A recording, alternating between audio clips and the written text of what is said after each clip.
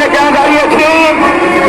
আমরা লক্ষ্য করেছি গত 5 তারিখের পর থেকেই যে সরকার পূর্বে ছিল তারা এই দেশটাকে অস্থিতিশীল করার জন্য নানাভাবে তারা করছে, কখনো আন্দোলন করে, কখনো বিভিন্নভাবে অভিনয় করে এবং পুলিশের খুব করার জন্য চেষ্টা করেছিল।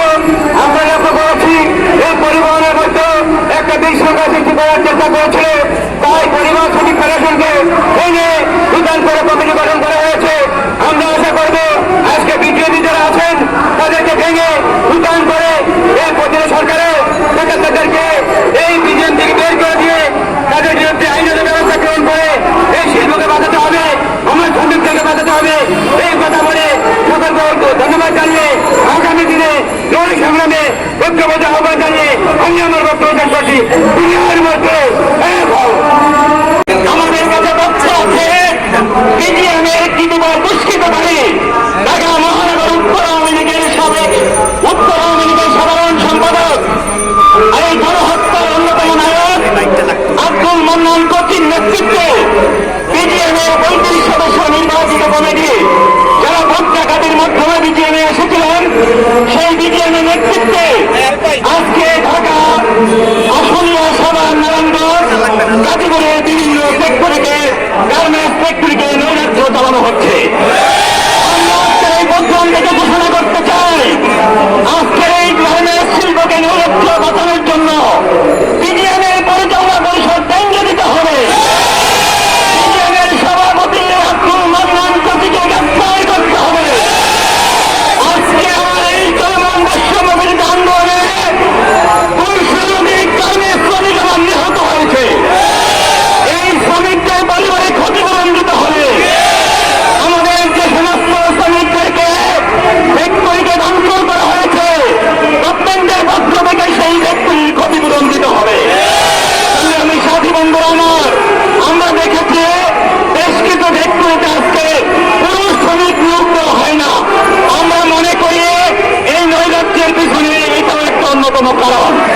আজকের প্রোগ্রাম থেকে ঘোষণা করতে চাই আমাদের প্রত্যেকটা ফ্যাক্টরিতে পুরুষ এবং মহিলা সমানভাবে শ্রমিক নিয়োগ দিতে হবে। বাংলাদেশের ছাত্রদের যে অগ্রণী ভূমিকা তাদের ডাকে যে আমরা স্বাধীনতা পেয়েছি শুধু তাদেরই ভূমিকা ছিল না, এখানে অসংখ্য শ্রমিক নেতৃবৃন্দ আহত নিহত হয়েছে।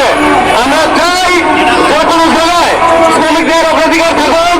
আজকে যে গার্মেন্টস শ্রমিকের অস্থিরতা সৃষ্টি হচ্ছে তারা এটা শ্রমিকদের কোন কার্যক্রম না, এটা তৃতীয় পক্ষ হয়ে দুষ্কৃতিকারীরা ঢুকছে। আমরা চাই আমরা তারা রুটি অবস্থান চাই। গার্মেন্টস শ্রমিকরা কখনো আগুন লাগাতে চায় না, কখনো তারা ব্রহ্মীরা কখনো চায় না, তাদের ন্যায্য অধিকার চায়। ন্যায্য অধিকারে তারা বাংলা ঢুকে আমরা যারা শ্রমিকরা আছি মেয়ের পথে এই বাংলা ভেঙে দিতে হবে। এই কারখানাগুলো বন্ধ করছে একমাত্র পূর্বে সরকারের যারা চাঁদাবি করেছে, যারা দালালি করেছে তাদের জন্য। এই দালালদের অবস্থা হচ্ছে কি, তারা কারখানাগুলোতে যেভাবে অত্যাচার করা দরকার সে অত্যাচারগুলো তারা করছে। যারা গোয়েন্দা সংস্থা আছে তারাই জানে ওই সংস্থাগুলো কারা।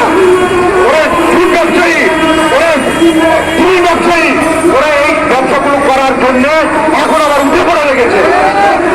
এই ধরনের কাজগুলো যাতে তারা না করতে পারে সরকার আসার আগেই তারা করে বলায় তারা আমাদের সরকারকে বলতে করে। আমরা বলতে চাই যত তাড়াতাড়ি পারে আমাদের শ্রমিকদের যাতে করে বেতন ভাতা ঠিকমতো দেওয়া হয়।